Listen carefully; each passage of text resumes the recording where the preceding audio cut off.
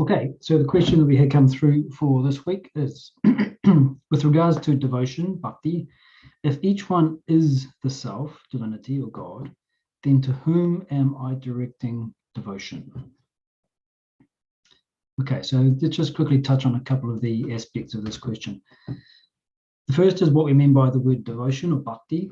The word bhakti translates as devotion. It's a practice that the spiritual seeker puts in place in order to grow spiritually. So what does it encompass?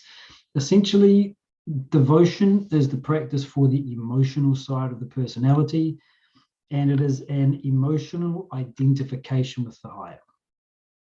You place your attention on the higher, means you identify with it. Another word that we use is love. Love for the higher is devotion. So when we use this phrase higher, essentially what we're talking about is that it is outside the ego. Your current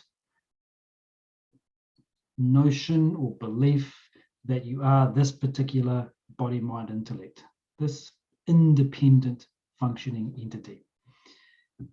So the individual. So when we use this other phrase, each one is the self, divinity, God, this is one of the highest principles present in the philosophy. What does it mean? Each one of us has a sense of identity. We are who we believe we are. What changes is the thing that we identify as, and it changes across your lifetime. So when you're very young, I am a child. As you get older, I'm an adult. As you get older still, I am an old person. It changes with role and station. Before you have children, you're not a parent. You have, I am a single man. I am husband and father. So the thing you identify yourself changes across lifetimes, across your lifetime. It also changes within states of consciousness. Here in the waking state, you identify yourself as physically fit and healthy. When you have a dream, you might have a dream in which you're a cripple who is sick and fatigued. I am sick. So you have this changing set of characteristics, identities, but what's common through all of that is a sense of identity. With what? Now that shifts. The phrase, each one is the self, that word self with a capital S, or as the questioner asked, divinity or God, refers to an identity that is not defined. Each one of us at the moment has what you might call a conditioned consciousness. I'm conditioned to know myself as a male, a New Zealander, a son, a teacher, a student, all of these things. I'm conditioned to know myself as that.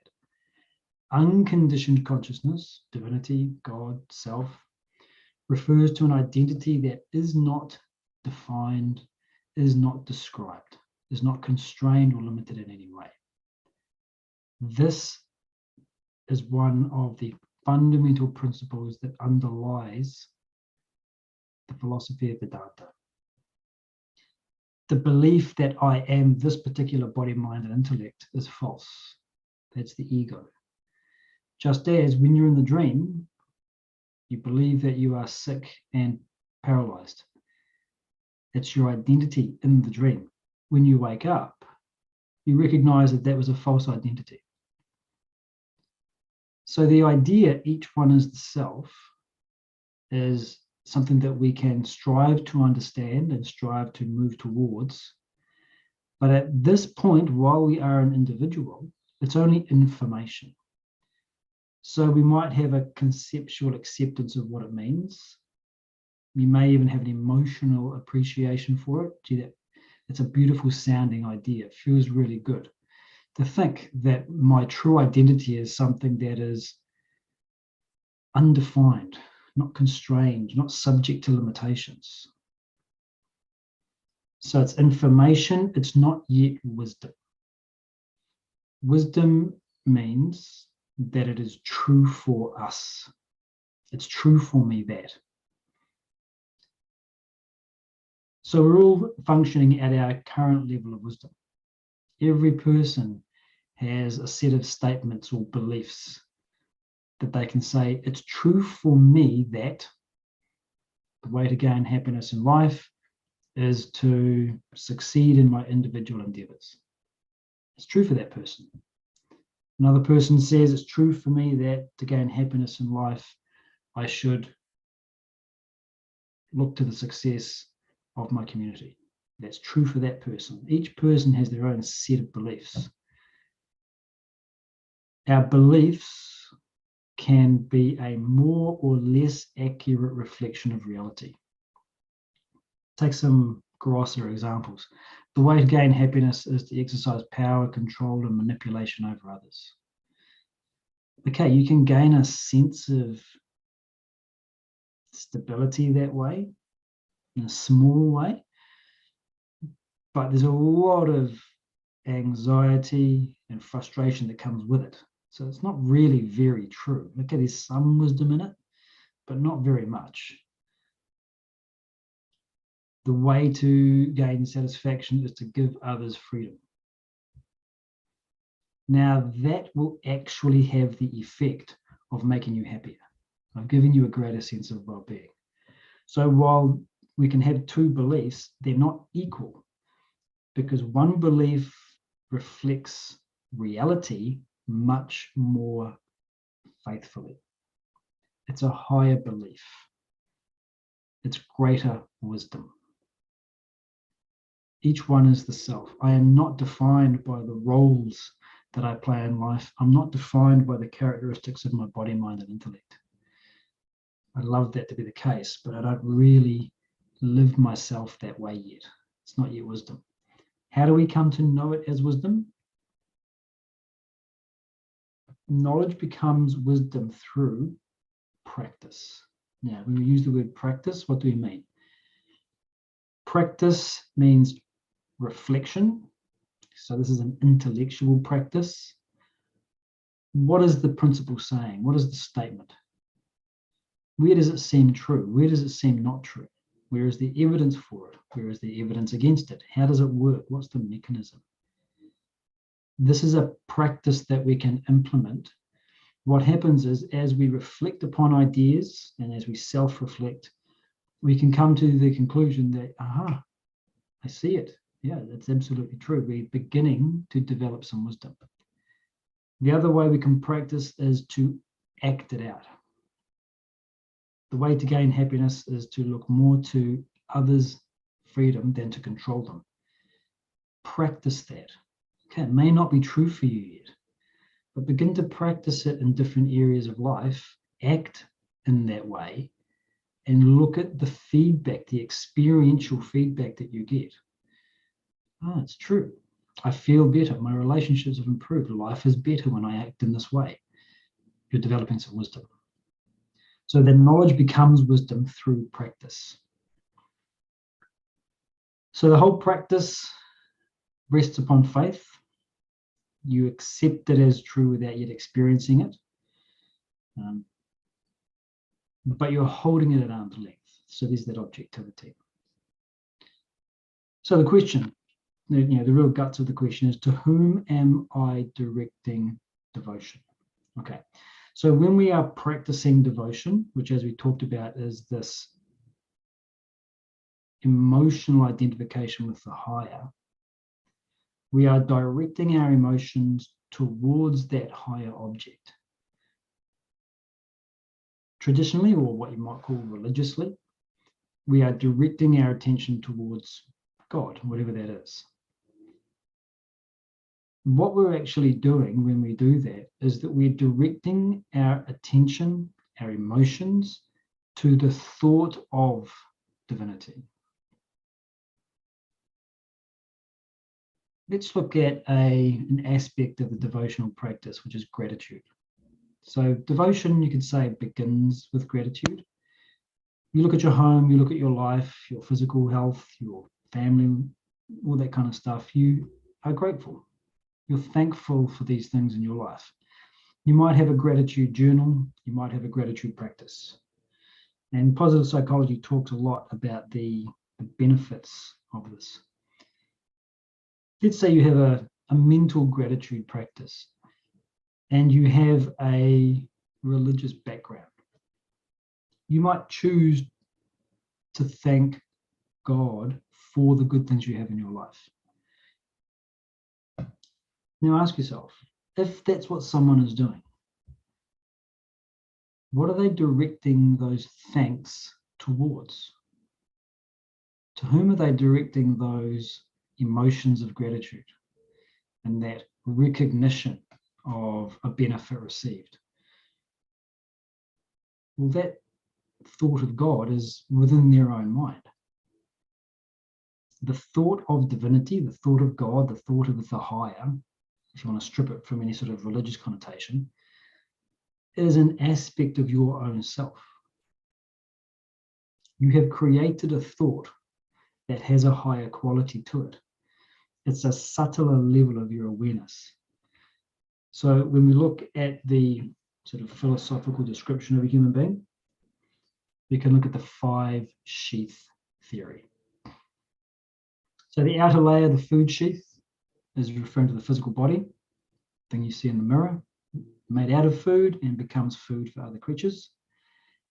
The vital air sheath refers to the physiological functions of the body, the nervous system type functions. Mental sheath refers to the emotions. Intellectual sheath refers to thoughts and ideas, beliefs, values.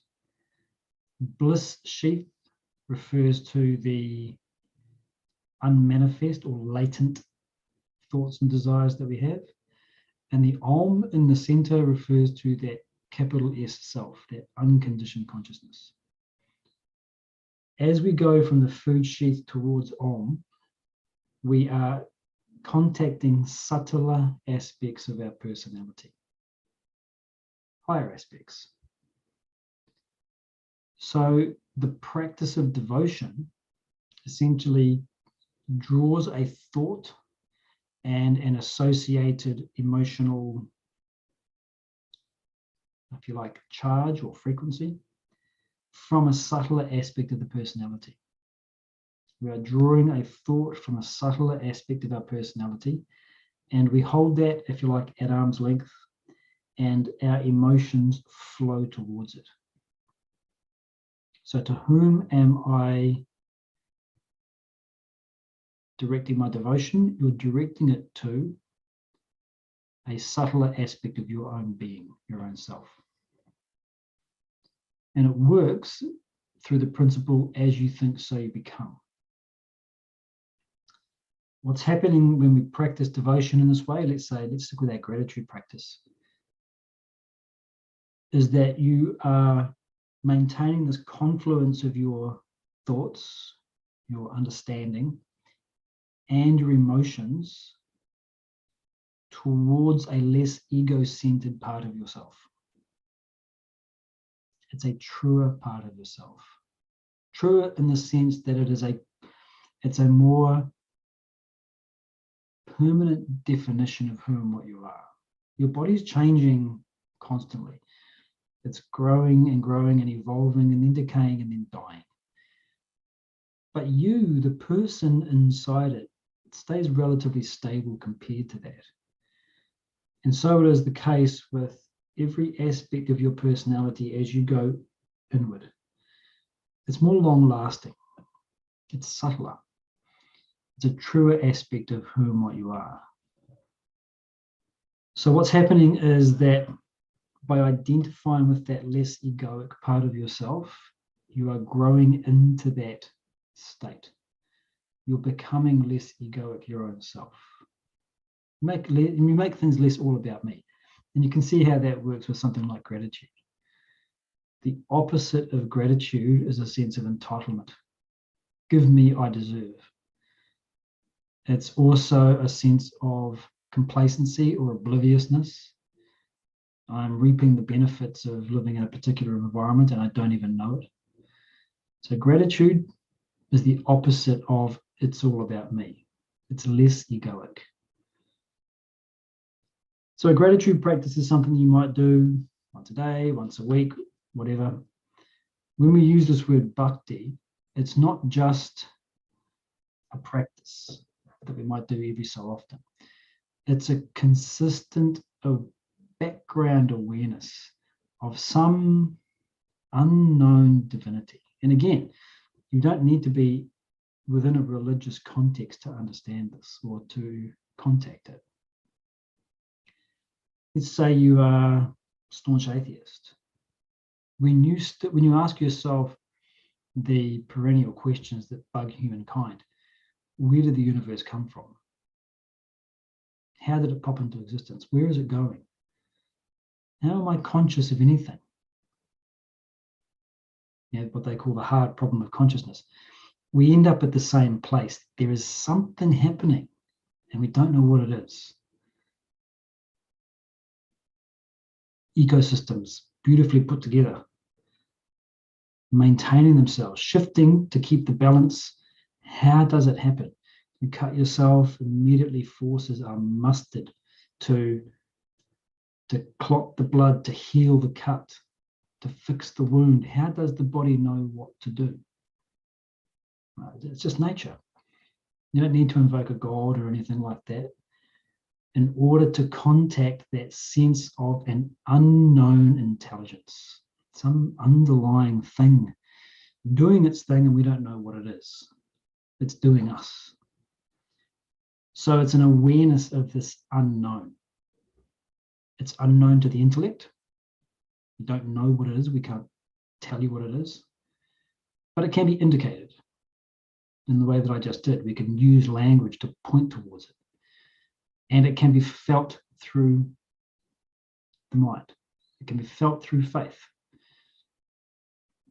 I have this sense that there's an underlying intelligence. I can't talk about it. I don't know what it is, but I feel it. And if you go, for example, to a beautiful natural environment and just watch, just observe, listen, sense the environment, you get a sense of the underlying, all-pervasive intelligence of nature. You feel it in your body, you feel it in your bones, you feel it with your mind. So it can be felt in that way.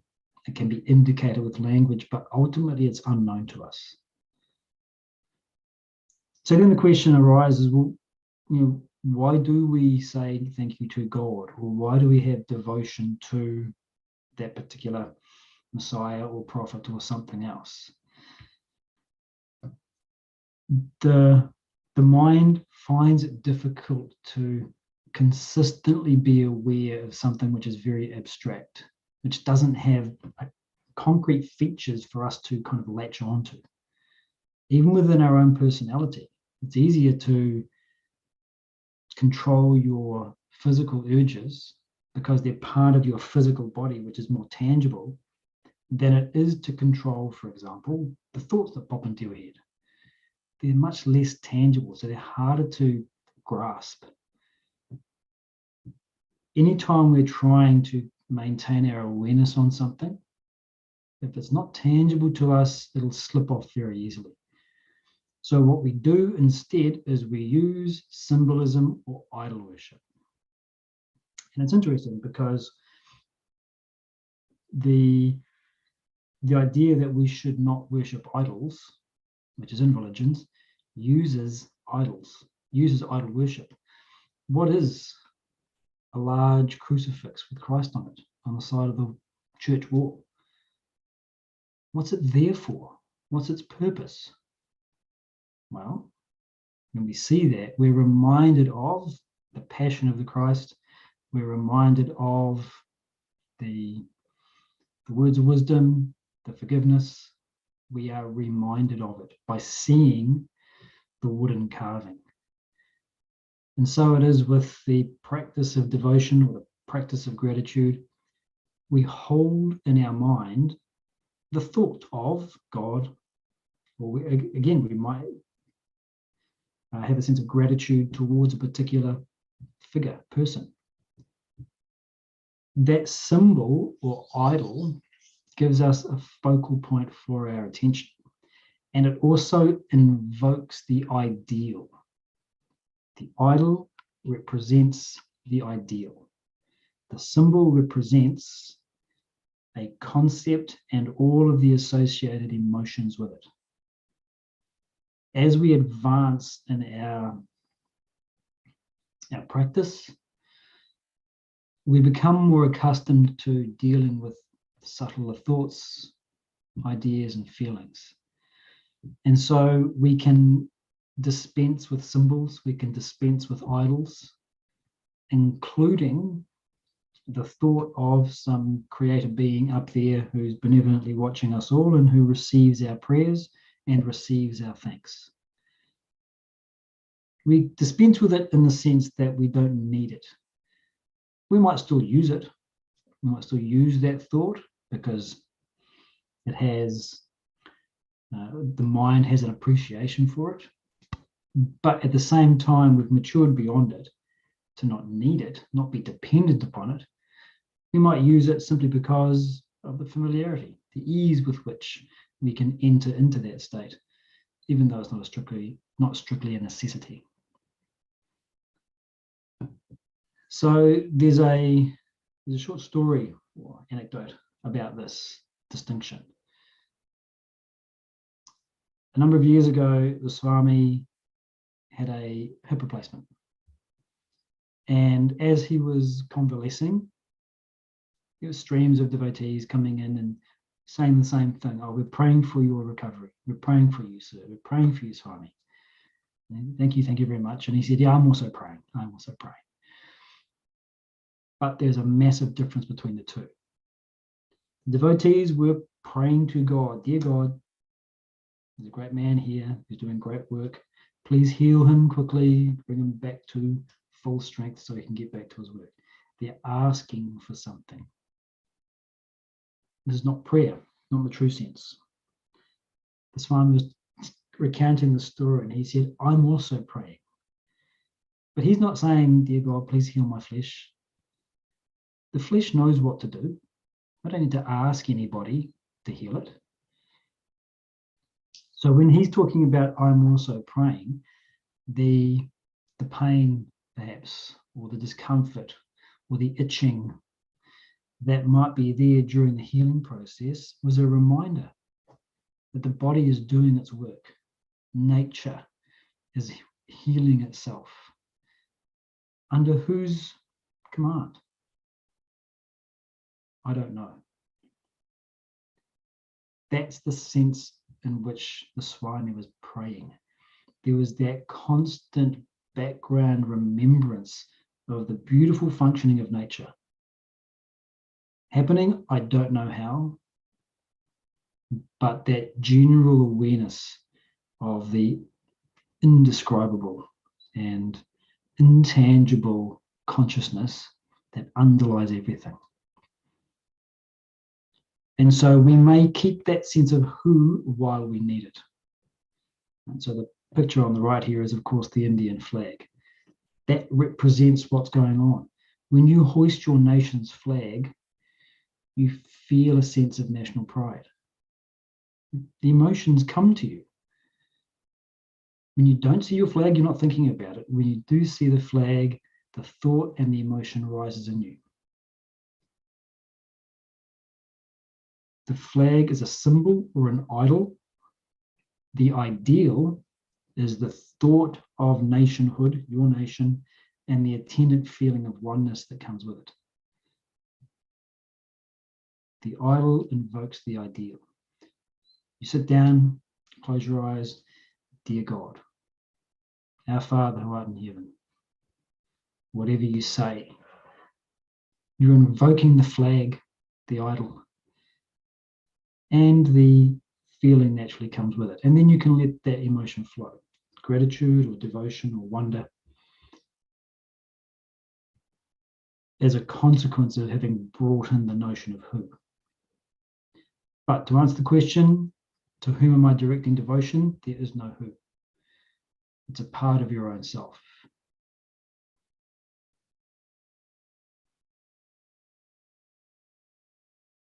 Glenn, this was my question, right? Yep. Yes. Okay. Thank you. I was just a few minutes late joining. Yeah, yeah. So basically, just to clarify, you are saying that true worship would be then to direct the devotion to the subtle part of who you are, or the most subtle part of who you are, which is that oneness that we're trying to reconnect with. I mean, if I got it, I mean, Yeah. I understand. When you say trying to reconnect with that oneness, Is that yes, devotion? you can use that word. A better word might be to realize, in the Uh-huh. same way that to use these analogies, the wave doesn't need to reconnect with the ocean. The wave's already connected to the ocean. But the wave might not realize that it is connected to the ocean. Mm-hmm. So the practice of devotion is exactly what you're talking about. It's maybe just quibbling over the terms here. The practice of devotion, yeah, you're directing your attention. And devotion is primarily emotional attention, but there must be a sort of a guardrail of intellect to keep it moving Mm-hmm. in the right direction. But you're directing your attention to that subtler part of yourself. Now, within that relationship, it might feel like there's me here and God there, and I'm directing my thanks and my wonder towards God. There Mm-hmm. may be a feeling of separation. Fine. There's no problem. During that practice, I mean, right. Okay. Yeah. But exactly as you said, ultimately what you're trying to realize is a sense of oneness. Not that I'm here and God's there and I'm saying thank you. Because when we do that, me and God are connected in the same way that when I call my friend on the telephone, Mm-hmm. and visible things are happening between my phone and hers, and we are connected now. But there's still two of us. I'm talking to my friend. Mm-hmm. When you are practicing devotion, you're connected to God, but there isn't the integration with, there isn't a unity with, and that's what we're trying to realize. Over time, in fact, the one who has reached the end point does not practice devotion. Really? Oh, because you are that. You You are are the that. thing that you were previously directing your attention towards. You're everything. You are the whole phenomenon. You are all of the consciousness. There's no other to direct anything towards. Okay. Interesting. Okay. And as you advance on that practice, that sense of devotion, the object of devotion would shift naturally. But then are you then not being aware of that which is greater, that's maintaining that which is going on, even at that highest peak? At the highest peak, you are that which is maintaining. Okay. Okay. You are the enlivening consciousness. You become God, basically. Or you recognize your oneness with. So then, I mean, think of yourself right now. Are you maintaining awareness of yourself? Sort of yes and sort of no. I know I am myself, but I'm not consciously wandering around saying I am me, I am me. Mm-hmm. But I am aware of myself in some sense. That's sort of not a terrible analogy. That for the one who's reached enlightenment, they don't have to remember anything. It's already a constant self-awareness. Got it. Thank you. Yeah. And so while the body, mind, and intellect of the self-realized soul may continue to perform the rituals and flush with those emotions and connect with certain thoughts, you recognize this is just what the material bodies are doing. I am that unconditioned consciousness that I was striving to connect with while I was in practice.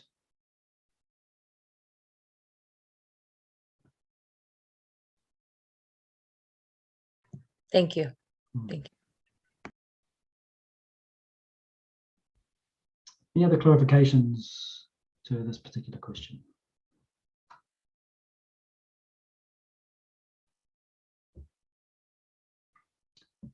Any other questions that people would like to bring up? That was the only one we had come through via email. So if there's any other questions, now's the moment. I have a question that's extremely not off topic, but does anyone else have a question? No? Go ahead. My question, Glenn, and I don't, is this still 10 o'clock or 9:30? My Eastern. Eastern, I don't know what time you are Eastern. What time are you Eastern? Oh, okay. All right. I got 9:30. I don't know if you're wrapping it up. No, got another half hour at least. So this question is in relation to, you've heard of Brene Brown, right? I've heard the name, can't Okay, tell you much about it.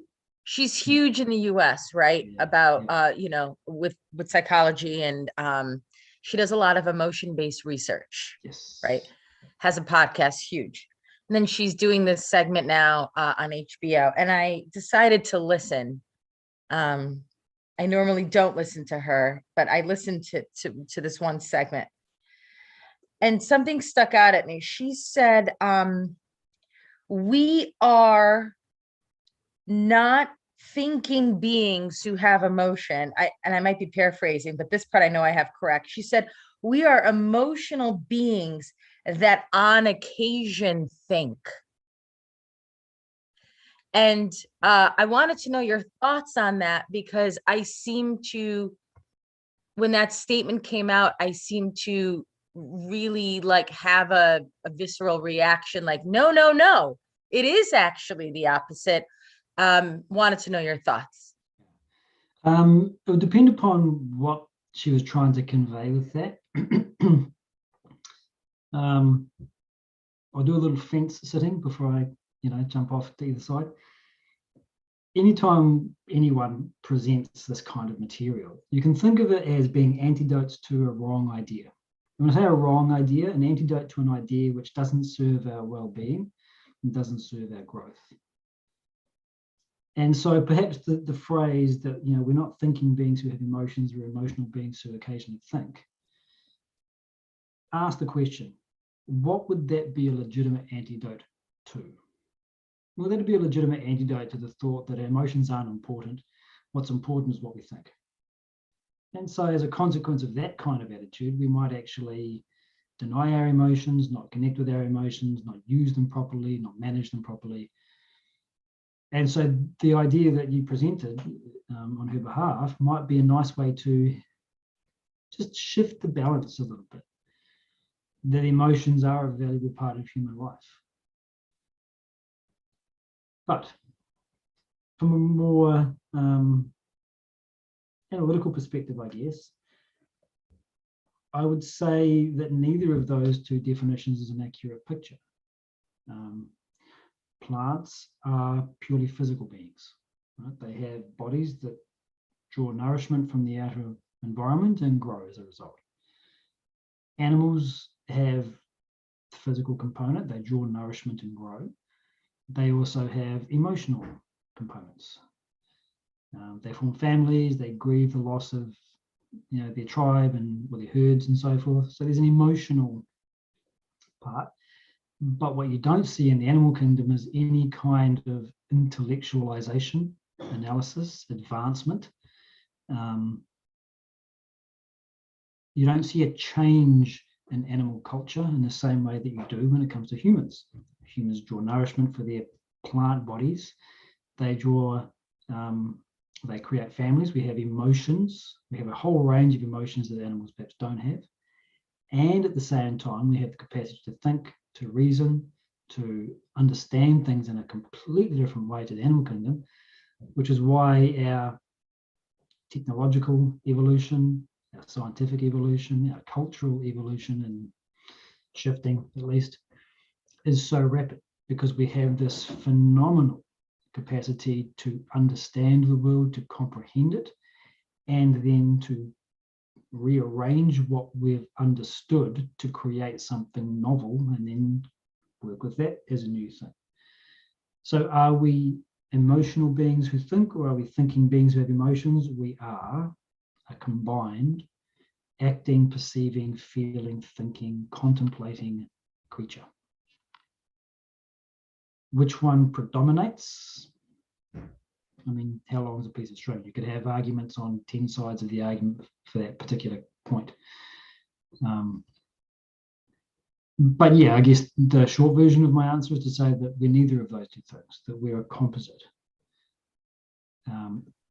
Probably what I would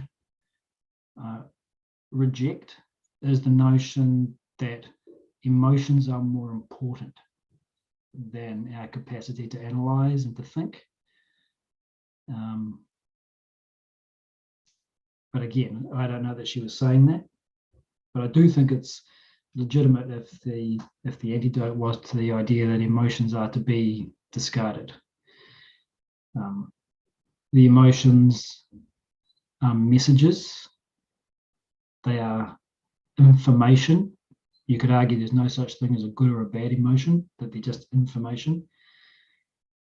The problem comes when we believe implicitly, if I feel it, it must be true.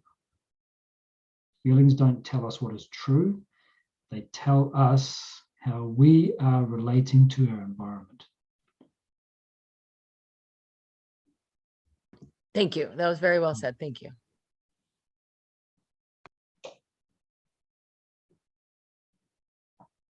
Yeah, clarification to that set of ideas.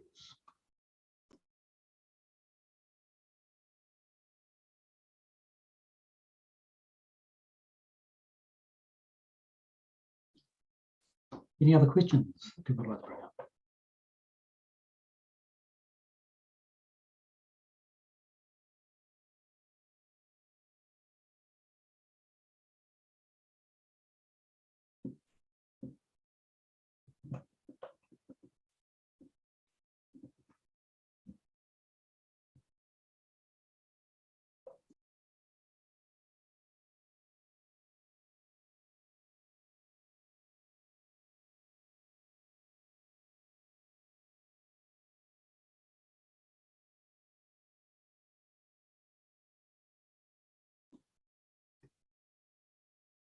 Okay.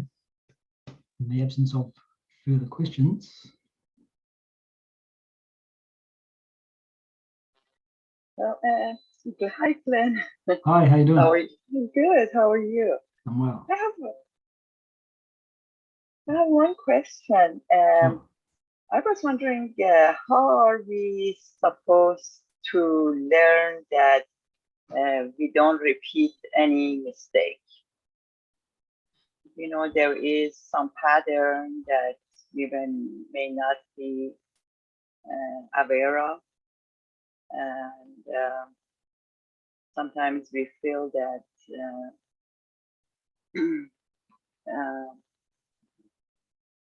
we haven't learned from our mistakes, or to change our seeing or perspective. So we don't attract them. Yeah, so I mean, if we're not aware of it, there's very little we can do. If we're not aware of a thought pattern or a behavioral pattern, then it will just continue and it'll keep reaping its mixture of positive and negative outcomes until something forces us to look at it. But once we have become aware that there is, say, a behavior that we are continuing with that we know doesn't serve us, the question is, why do we keep doing it and how do we stop? So that brings us back to the distinction that we made earlier. I'll bring up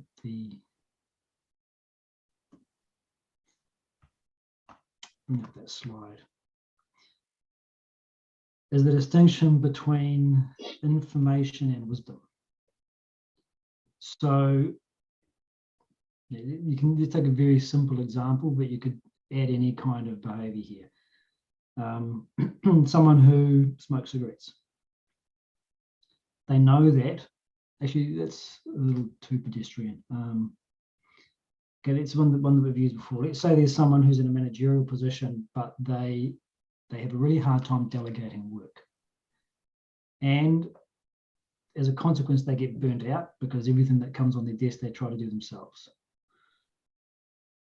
They know every time I get burnt out, I work and work and work, and then I get burnt out and I take 2 days off and I'm fatigued and I'm irritable and so forth. They get sick. And yet they continue to function in a way where they don't delegate.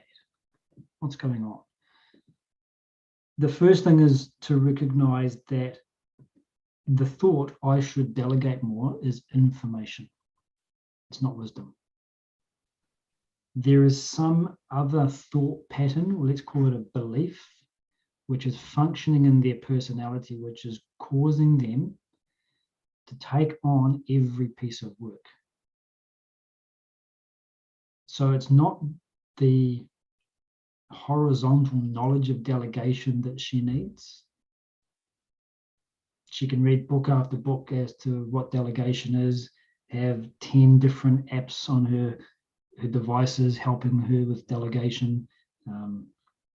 She could give seminars on delegation and how important it is, and still not do it. That's all horizontal stuff.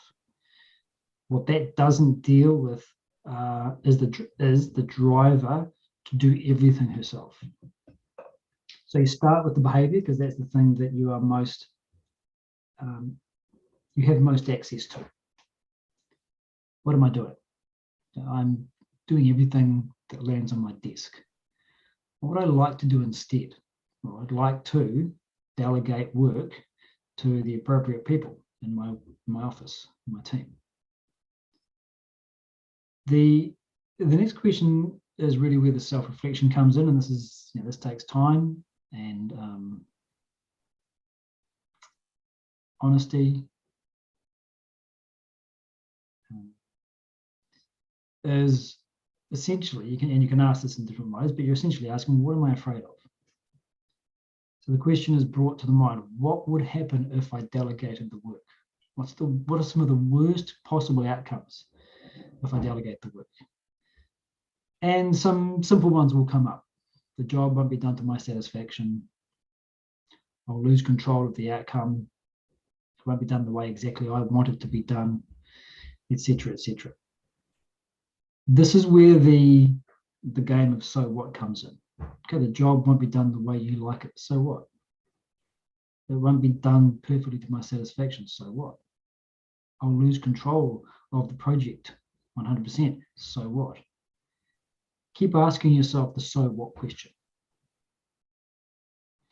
And see what you can discover about what it is that you are trying to avoid by doing everything yourself. So this is one sort of question you can ask. What's the worst that can happen? Another you can ask, which is moving in the same direction, is to say, what does it mean if I delegate? Who am I if I'm a delegator? So you're like, it's a different emphasis, or if you can think of it this way, it's a different avenue to the same place. What does it mean if I delegate? These sorts of questions. What's the worst case scenario? So what, so what, so what? And what does it mean if I delegate? Start to get to the underlying thoughts or underlying beliefs. And so you might get to certain beliefs such as, if the job isn't done exactly the way I like it, I'll get looked at as incompetent. Or if I delegate work, people will see me as just another useless middle manager. Real work is done by the guys on the shop floor who are day to day working in their beautiful blue collar jobs. Right, so you can start to get a picture of the sort of underlying beliefs that might be there. And this example is actually coming from a book which talks a lot about this stuff, and I'll put that book into the chat box in a minute. But let's stay with one of these. Let's say this middle manager that we're talking about, she grew up in a family where both of her parents were blue-collar workers. 40 years, they worked in those factories, 9 to 5, and they supported their families, and they really worked. They got up every day, they had the discipline, they had the passion, the commitment, they looked after their family. That was real work. And they'd come home and you hear them complaining about these white-collar managers doing nothing, you know. So there's this belief that she has somewhere in the system which says that blue-collar work is the only real work. Once we've identified this kind of belief, question it. How true is this? How true is it that that's the only kind of real work? Could you get rid of all the managers? What would happen then? Okay, now you take a manufacturing facility and get rid of all the managers. You know what's going to happen. It's not going to run efficiently. It's going to grind to a halt. There needs to be this layer of work. It's important. Okay, so what you're doing here is identifying the underlying thought patterns or beliefs, questioning them, addressing them. And often we don't even need to do that much. The moment we say it out loud, blue-collar work is the only type of real work. The moment we say it, it's obvious to us how false it is. We don't really need to keep investigating. It's there. That will go some way to shaking loose this underlying belief, just casting your own attention on it. You know, they talk about this phrase, sunlight is the best disinfectant.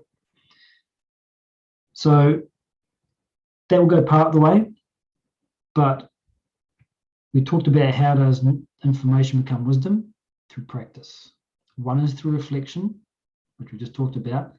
The other is to integrate the higher truth into your activity.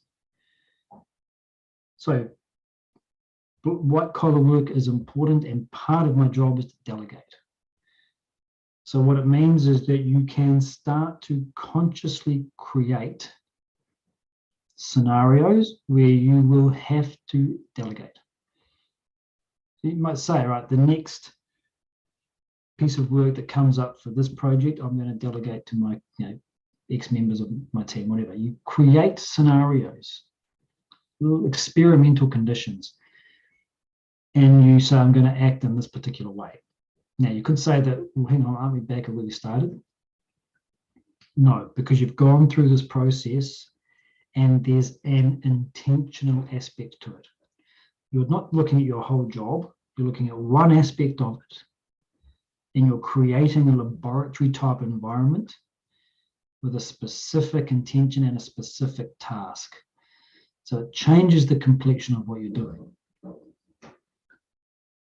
So to just quickly summarize, the way that we get rid of the habitual behaviors that don't serve us is to see the underlying beliefs that draw us into the behavior. And recognize the counter beliefs, or generate the counter beliefs, and consciously try to work to put those into our behavior. And as we do that, we start to rewrite and upgrade our belief system.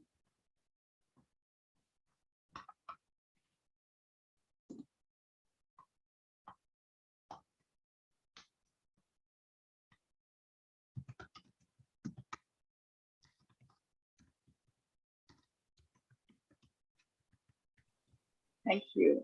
That was great. So yeah, I've just typed into the chat box a couple of authors that who write about the sort of process that we just spoke about. So yeah. Okay.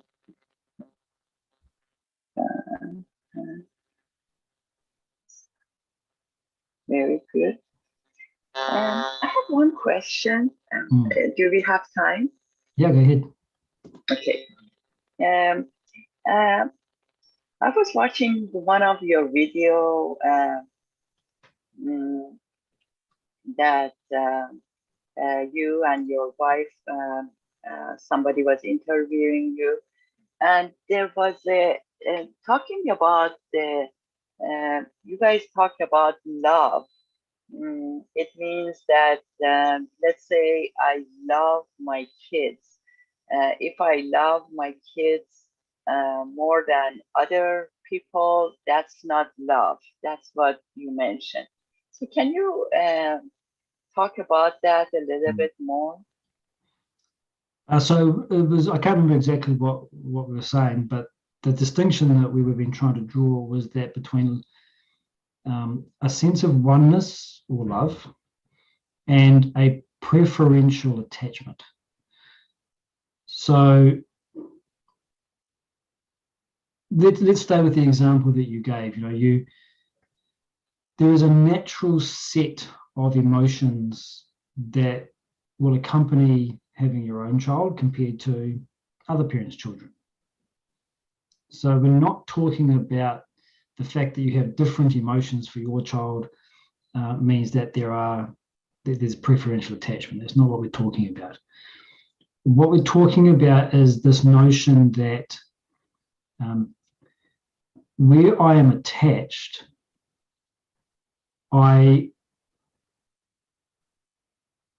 express and I feel a duty of care, a feeling of connection, a desire for their well-being that I don't experience for others.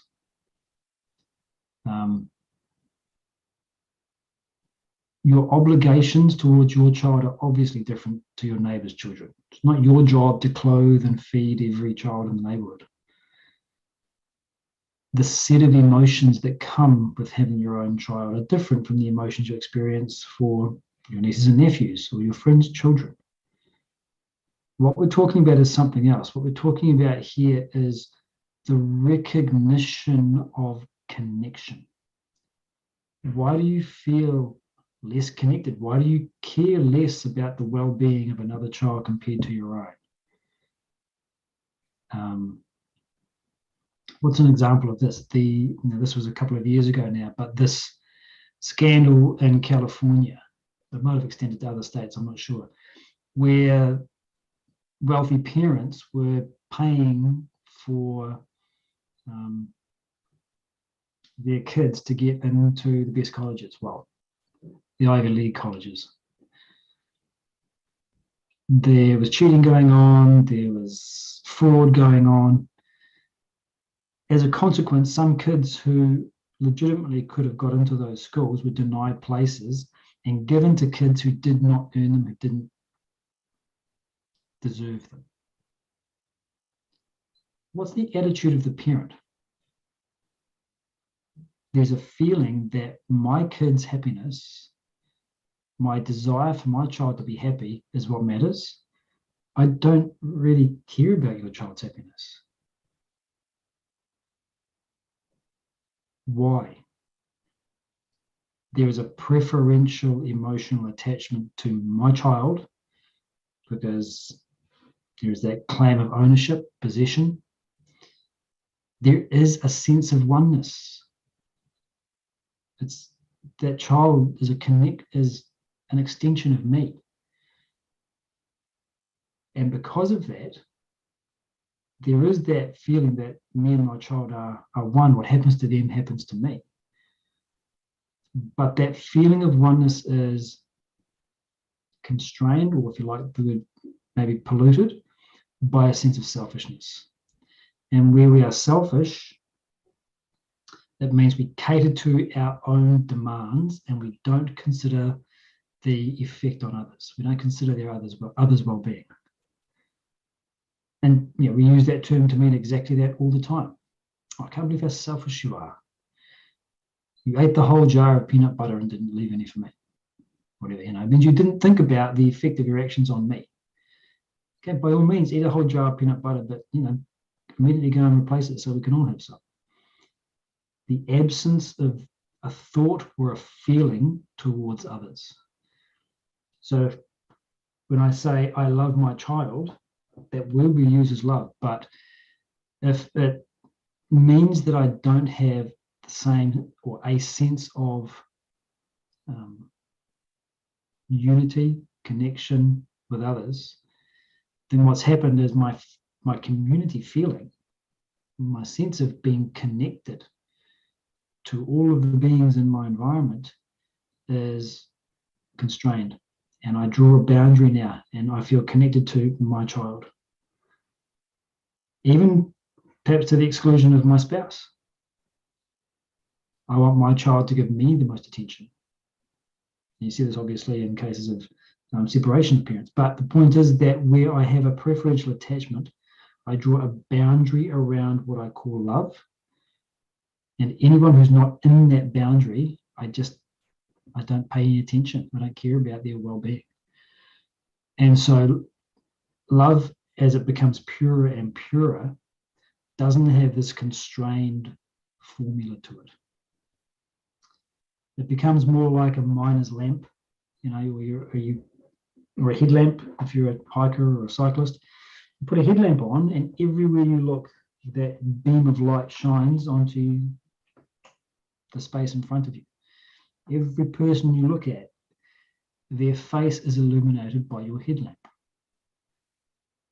True love, when you have it within yourself, everywhere you look, that feeling of oneness is shared with that being. You look at your own child, there's that feeling of oneness. You look at your neighbour's child, there's a feeling of oneness. The duties, the responsibilities are different, and the set of fluctuating emotions are different. But what remains is a feeling of oneness. So then it's, as we get closer and closer to that, then we can start to call it love.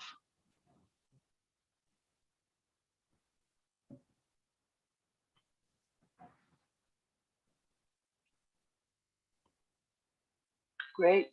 Thank you so much.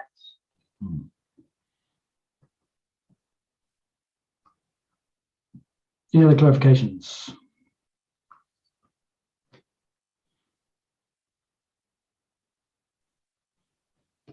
Okay. Thank you. Thanks for the questions. Appreciate the prompts and the discussion. Do you have any reading assignments that would help us?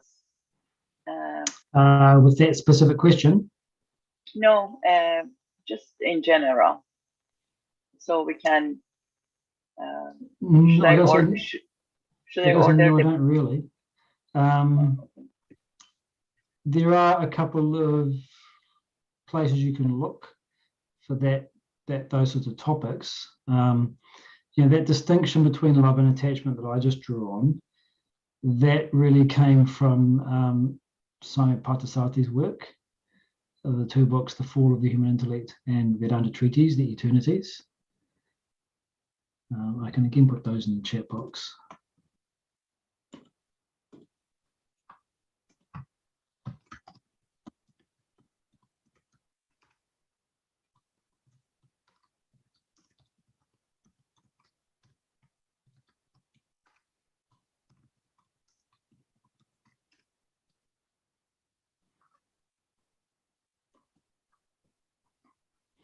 And that covers a lot of material that we discuss in these Q&As. But yeah. Are you on the mailing list for classes and so forth? Yes.